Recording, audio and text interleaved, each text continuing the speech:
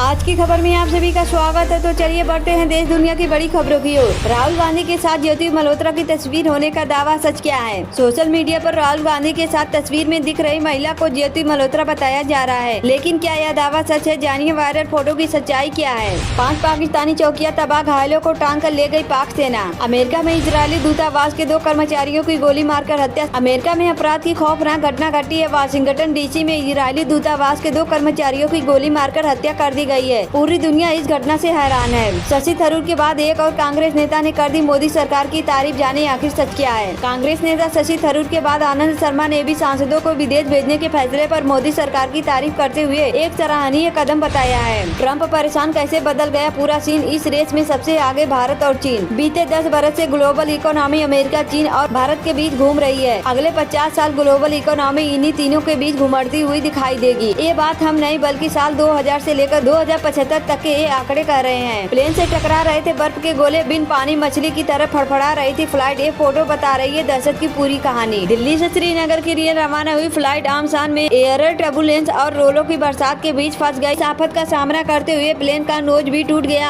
आमसान में 20 मिनट के दौरान क्या हुआ? कोविड को लेकर यूपी के अस्पतालों को अलर्ट का आदेश। सीएम योगी ने कहा चिंता वाली बात नहीं है। उत्तर प्रदेश में मुख्यमंत्री योगी आदित्यनाथ ने देश में बढ़ते कोरोना के मामलों को ध्यान में रखते हुए समीक्षा बैठक की। इस दौरान उन्होंने सूबे के अस्पतालों को अलर्ट रहने का निर्देश दिया। भारत अब अपने ही लोगों को निशाना बना रहा है। जासूस ज्योति मल्होत्रा को मिला हीरा बतूल का साथ। कौन है ये पाकिस्तानी महिला? आसिफ मुनीर को फील्ड मार्शल बनाते ही भारत ने उठाया बड़ा कदम। पाकिस्तान की बढ़ेगी सिरदर्दी। आजादी के बाद पाकिस्तान 3 बार भारत से आमने सामने की युद्ध लड़ चुका है। सभी में उसे मुंह की खानी पड़ी है। उसके बाद वह आतंकवादियों के जरिए प्रॉक्सी वार लड़ रहा है। भारत ने ऑपरेशन सिंदूर लॉन्च कर अपनी नई नीति से इस्लामाबाद को अवगत करा दिया। ऑपरेशन सिंदूर के बाद सेना ने भारतीय ड्रोन कंपनियों को दिया 4000 करोड़ का ऑर्डर। पहलगाम में आतंकी हमले के बाद ऑपरेशन सिंदूर की सफलता से भारतीय ड्रोन उद्योग को बढ़ावा मिल रहा है। सेना और रक्षा विभाग द्वारा ड्रोन मैन्युफैक्चरिंग के लगभग 4000 करोड़ की ऑर्डर मिलने की उम्मीद है। आगामी 26 मई को सेना ने ड्रोन कंपनियों को प्रदर्शनी के लिए बुलाया है। इजरायली दूतावास स्टाफ की होने वाली थी शादी, फ्री फिलिस्तीन के नारे लगा दोनों को मार डाला। सिंधु जल संधि का क्या हस्म करने जा रही है मोदी सरकार? किसानों से संवाद में इरादे का खुलासा। सिंधु जल समझौते पर भारत का रवैया सिर्फ पहलगाम हमले को लेकर गुस्से के कारण नहीं है। इस समझौते में हुई नाइंसाफी को लेकर भारत काफी पहले से ऐतराज उठा रहा था। अब भारत सिंधु के पानी में 80-20 वाली हिस्सेदारी नहीं मानेगा, जिसमें वह 20% भी ठीक से इस्तेमाल नहीं कर रहा था। ऐसे में मोदी सरकार इस समझौते में आमूलचूल परिवर्तन करने की योजना बना चुकी है। ट्रंप के दिमाग में नई खुरापात। भारत के पड़ोस में तैनात किए खतरनाक फाइटर जेट। अमेरिका के निशाने पर आखिरी कौन? चीन के ट्रे में फंसा बांग्लादेश। सेकेंड वर्ल्ड वार के एयरबेस से भारत के चिकन नेक पर बुरी नजर। किश्तवाड़ में सुरक्षा बलों और आतंकियों के बीच मुठभेड़, दोनों ओर से फायरिंग जारी। इलाके में हाई अलर्ट। जम्मू कश्मीर के किश्तवाड़ जिले में सुरक्षा बलों और आतंकवादियों के बीच मुठभेड़ शुरू हो गई है। पुलिस के अनुसार यह मुठभेड़ चटरू इलाके के